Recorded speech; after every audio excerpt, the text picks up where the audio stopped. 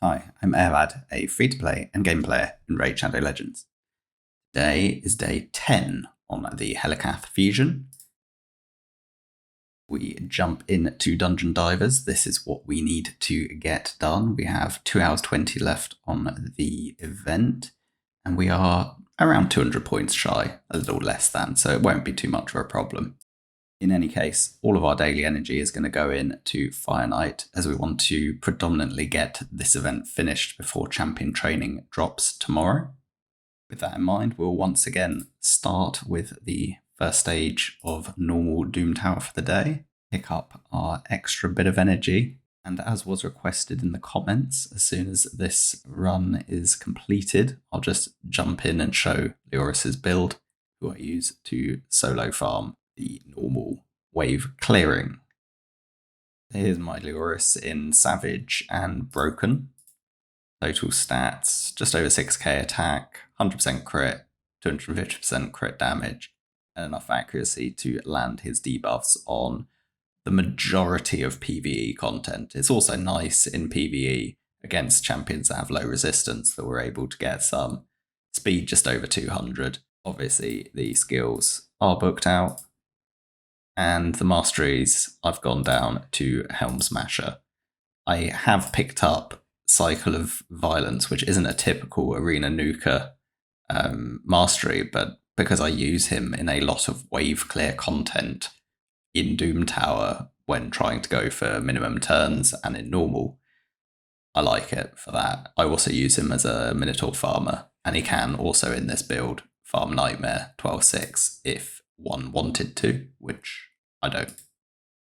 And then let's collect our playtime rewards, our daily energy, and whatever advanced energy we can.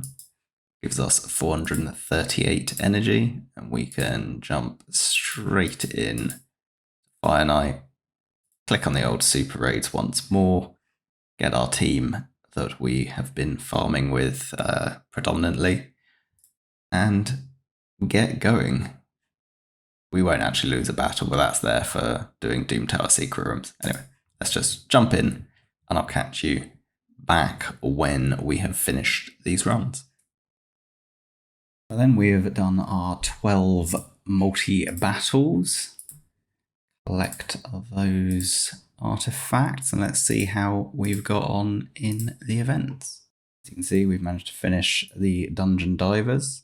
I'm not worried about pushing any further. I think the return on resources are not great for the amount of additional energy required to reach 4450 or any of these other milestones. It's prohibitively expensive in my opinion. On the Summon Rush, we're still at the 2000. We know we're going to do Mystery Shards tomorrow.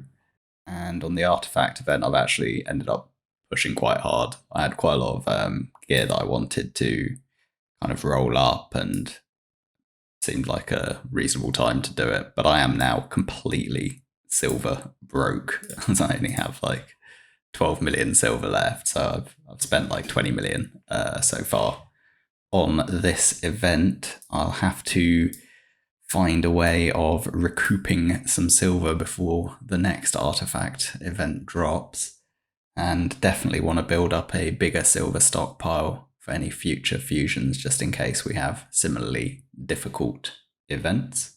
Summon 10 mystery shards now just to get our daily quest done. That gives us less to do tomorrow. And if we have a look at Fire Knight, you can see we are now 2100 points, so not that much further to go to get the goat. I think if we want to reach the 2750, we will probably need to use a bit more energy. But I don't think we're going to use enough to reach another tier of the Dungeon Divers, so I'm not going to rush to use that energy now.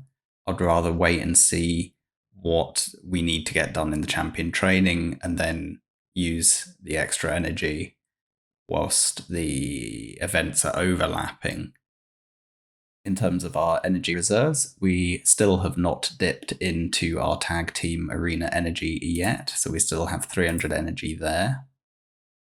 I also, in fact, have my energy available in the TTA Bazaar. It actually reset yesterday morning, and I decided I'd wait to see if I needed it because I prefer to actually have the energy and the skill tome on. Well, I like them all to be on the same cooldown, ideally with the ancient shard. But moreover, I prefer the energy cooldown to coincide with CVC reset. And what typically ends up happening is after a few weeks, because tend to forget to buy it at the exact same time. Maybe it gets a few hours later each time, or eventually it rolls over into the next day.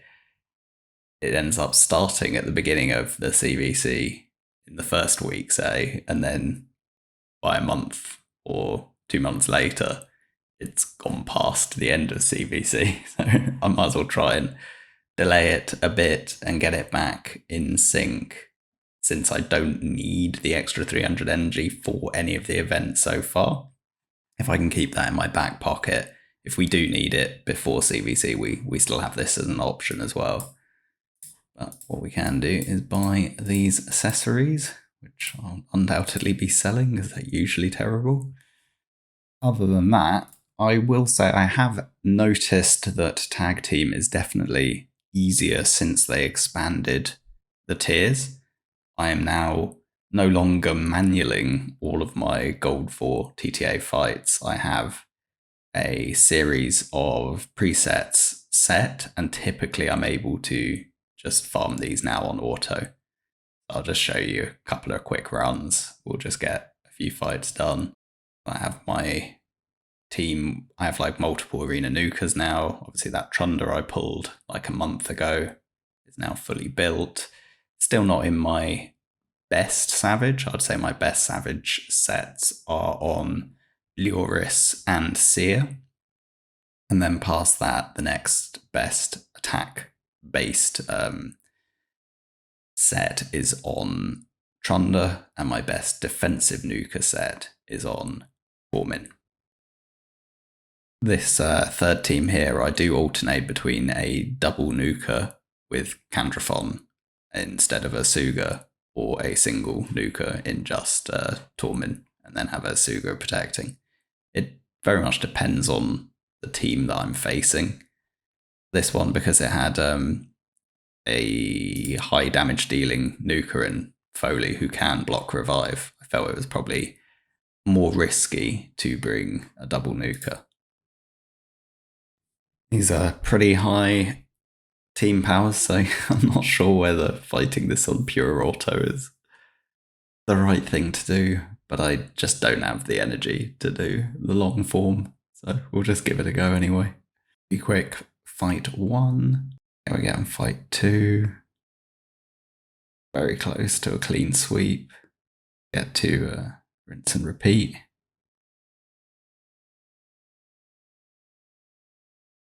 Frozen.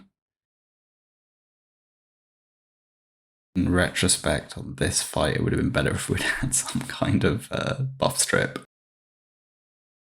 Yeah, it was a bad example because this fight's been really slow. But equally, I didn't need to sit here and watch it. I could have just gone and got a cup of tea or something. I'm just going to carry on, knock out the rest of my TTA tokens, potentially do my Hydra key, and that's it for today. You know, it's a pretty low effort fusion day. The two things before we wrap up this video. Firstly, I thought I'd just quickly show you guys my stage 21 team in Demonspawn. Wouldn't call it necessarily free to play, friendly, or budget necessarily or whatsoever, but it's pretty quick and pretty clean, and I'm quite happy with the AI override, so I just thought I'd share it with you guys.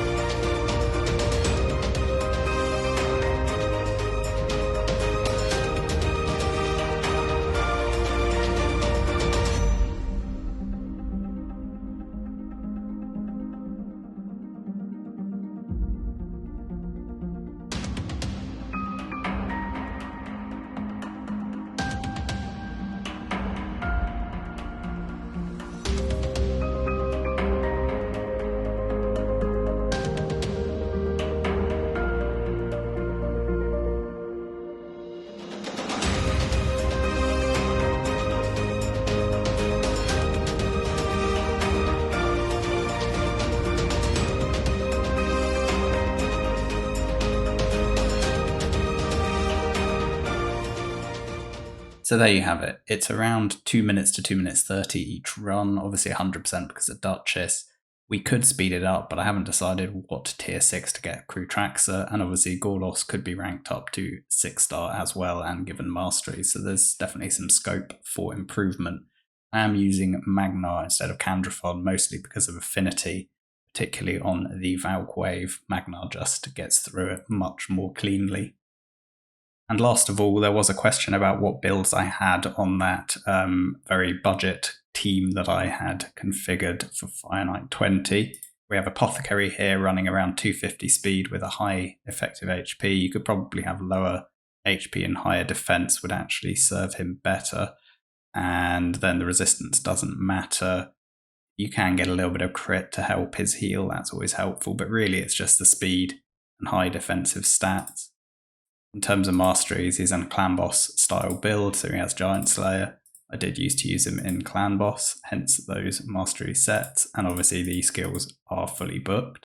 My Drexar is in a high-end build for Doom Tower. You don't need these stats to do Fire Knight 20, but effectively I have him with high effective HP, and then I have him built with high resistance and accuracy to be able to do Frost Spider, Nether Spider, and all these other kind of areas of the game.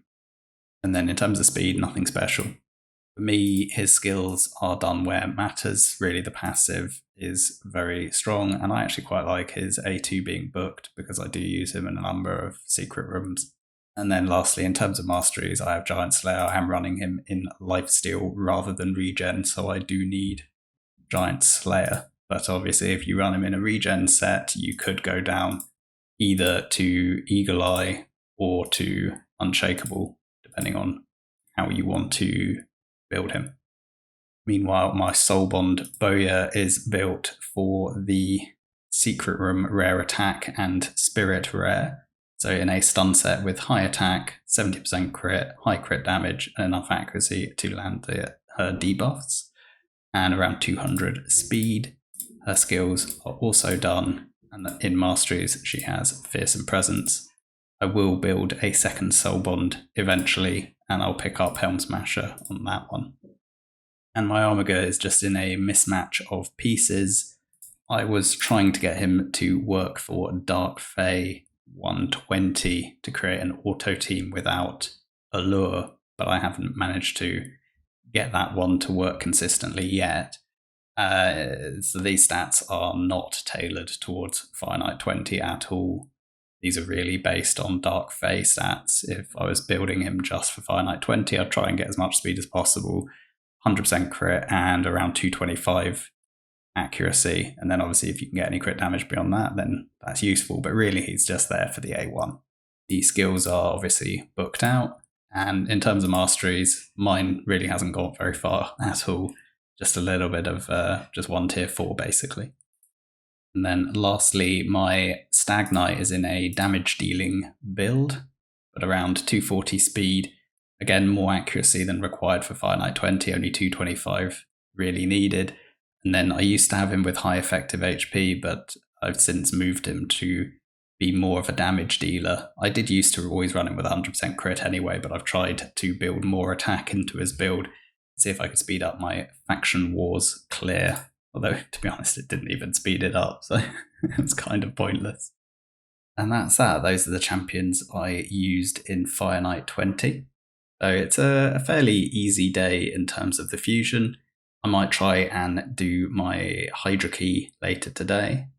And beyond that, I'm actually travelling on an extended trip as of tonight. So I'm not sure how much content I'll be able to put out over the next 2 or 3 months because I'm going to be away for a prolonged period. If there's some downtime, I'll try and maybe record like a quick video on my phone or my laptop or something and see if I can get it out. But the production might suffer somewhat as a result. I'm certainly going to prioritize the trip rather than Raid Shadow Legends. For me, the trip is a unique opportunity, and this, after all, is only a game. Right then, thanks for watching. Please like, comment, and subscribe. Your feedback is forever welcome. I will see you in the next video. Bye for now.